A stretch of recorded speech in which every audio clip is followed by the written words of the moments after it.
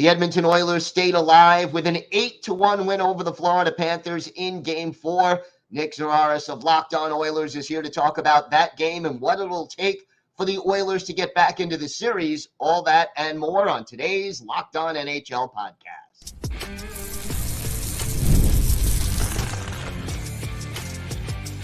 You're Locked On NHL, your daily podcast on the National Hockey League.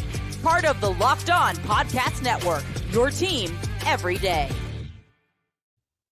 Gil Martin here, and welcome everybody to the Monday edition of the Locked On NHL podcast, part of the Locked On Podcast Network, your team every day. I want to thank everyone who makes Locked On NHL your first listen every day.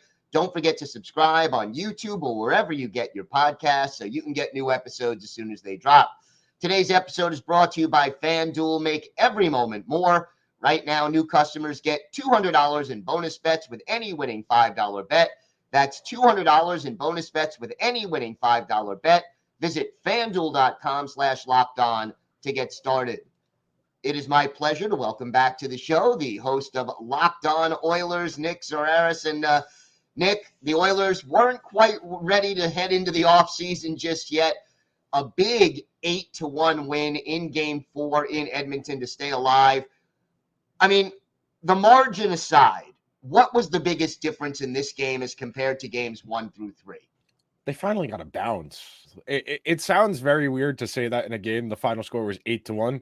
The Oilers couldn't buy a bounce for 3 straight games. You know, it's insane. The Oilers had basically no offense for 3 straight games, and this is the second highest scoring team in the regular season and the highest scoring team on a per game basis in the playoffs to the point of the Stanley Cup final. Bob is probably a Hall of Fame goalie, and Florida is undoubtedly the best defensive team in the league. It is really difficult to consistently generate offense and actually convert those chances. It's not that the Oilers have played terribly. It's that Florida's preferred style, what they're good at, it just makes it really difficult to make offense. You know, you got to work a lot harder to string together a sequence to set something up. I know there was a sequence in Game 3 when the Oilers were getting back into the game where they were a 6-on-4. It's taken like 7 or 8 passes to set up one scoring chance. If you have to string together that many passes to get one clean look, it's going to be really hard to score consistently. And for once, they got some bounces. You know, they got a shorthanded goal that got them kind of in the game, got their feet under them. And that's been an issue for them at times, that Florida gets out to the lead, they're chasing the entire game, and it's difficult to play from behind the entire game. Yes, you have some advantages because Florida will retract a little bit. They'll play a little more defensive. But if they're in that shell, even if you have the puck the entire game like they did in Game 1, if it doesn't go in, it doesn't matter ultimately. They got some bounces. They were due for some bounces. You just didn't expect 8 of them to go in. You know, you talk about bounces. To me, the biggest one was right before that shorthanded goal. Florida hit 2 posts on that power play, and then boom, it goes the other way. Shorthanded goal, big change in momentum. What about Connor McDavid? Sets a new record, breaking Wayne Gretzky of all people for most assists in a Stanley Cup playoff, and yet for him, the focus is all on the team. He understands. He's got the Sid robot in him. He's not as neurotic as Sid is about it, but this has been his entire life. His entire life has been to get to this moment as the next guy, you know, to assume that mantle with Sid, with Gretzky, with Lemieux, with Lindros, the next Canadian savior, if you will. He's been preparing for this moment his entire life. He's always going to be about the team, because that's what the guys before him have always done. You know, it's not so much that he doesn't have feelings about this. It's that he understands that if they're going to make something insane happen here, that it's going to take every single one of them to get back in the series. And anything he can do to pump up other guys that need it more than him, he knows what he's going to do. He knows he's going to go out there and he's going to do everything he can. But for other guys, you know, for the other people on the team who aren't the best player in the world, that little bit of a nudge, that pat on the back, that means a lot. That's how you keep a group engaged. And he doesn't get a lot of credit for his leadership because he's more of a lead by example type, because he is the best player in the world. But he's undoubtedly got a good feel for what the room needs, because whenever they've had issues, he will say something to that effect of, we'll be okay. You know, I know Oiler fans have been sharing the clip of him and Draisaitl sitting on the bench back in November, the last game before Woodcroft got fired, where it's, I think, 5-1 Carolina.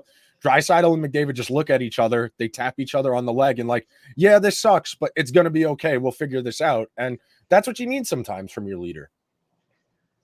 No question about that. Talk to me more about some of the stars on Edmonton. I mean, before Saturday's game, they were criticized a little bit for not being as productive in the final. How are they playing, though? Even if they're not getting the results, how are the Draisaitl's, the McDavids, the Hymans playing in this series?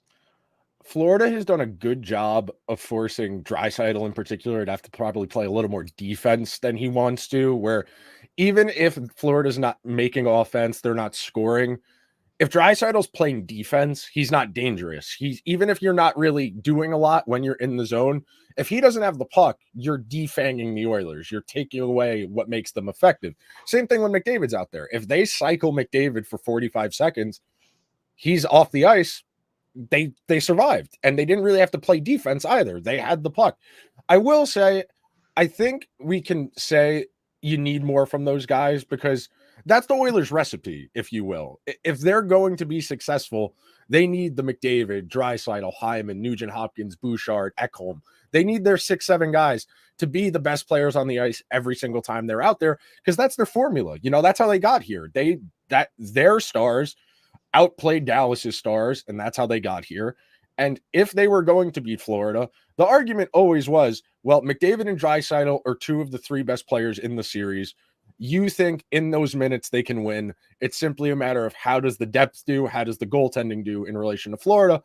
And it's not that they've played poorly.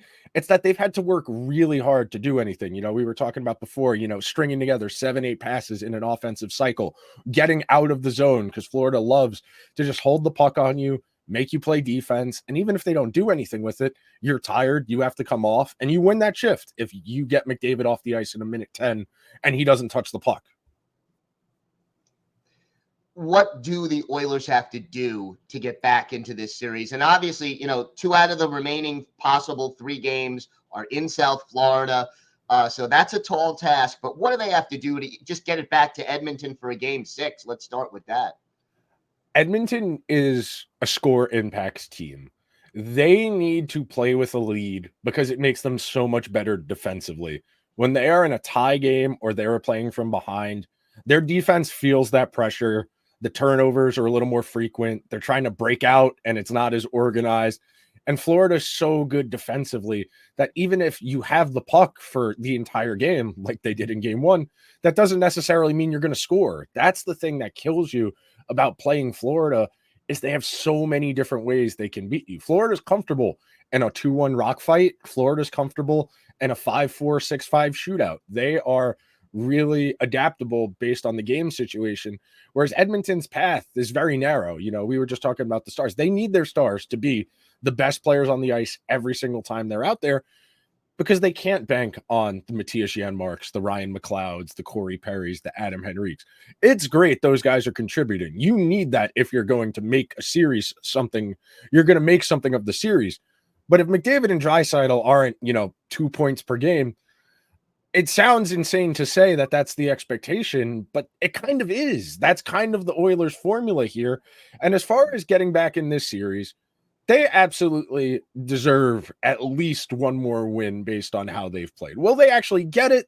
That's a different story. But based on how they played in the first 3 games, we can all kind of agree they were due for some bounces. They scored a bunch of goals. And like we said before we started recording, your hope now as an Oilers fan, you hope they didn't score all their goals for the series Saturday night, because there's a very real chance the game Monday night is a rock fight. It's 2-1 and there's no breathing room, and it's the kind of game Florida wants. That doesn't suit Edmonton particularly well, because that puts a lot more pressure on their defense and it puts a lot more pressure on Stuart Skinner. And real quick, I do want to shout out the save Skinner made when it was 1-1. And that's a great save, getting over post to post. That they needed that save desperately. That's the first real big save he's made in this series. And that was essential, because if it goes to 2-1 Florida right there, very different game than Edmonton scoring next.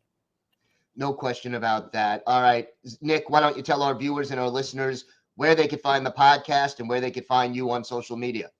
Yeah, Locked On Oilers every day. Going to record an episode right after I get off with Gil for you guys for Monday, so we can talk about going into game number 5 on Twitter at Nick Zararis, Nick Zararis. Thanks for having me, Gil. All right, Nick, always a pleasure. Thank you. Today's episode is brought to you by Policygenius. A lot of life is unpredictable, but a good life insurance plan gives your family financial safety to protect against some of the unknowns.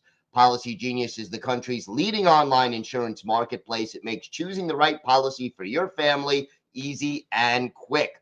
With Policygenius, you can find life insurance policy that start at just $292 per year for $1 million of coverage. Some options are 100% online and let you avoid unnecessary medical exams. Policygenius helps you easily compare your options from America's top insurers in just a few clicks. Their award-winning agents can even walk you through the process step by step. Get peace of mind by finding the right life insurance with Policygenius. Head to policygenius.com or click on the link in the description to get your free life insurance quotes and see how much you can save. That's policygenius.com, policygenius.com.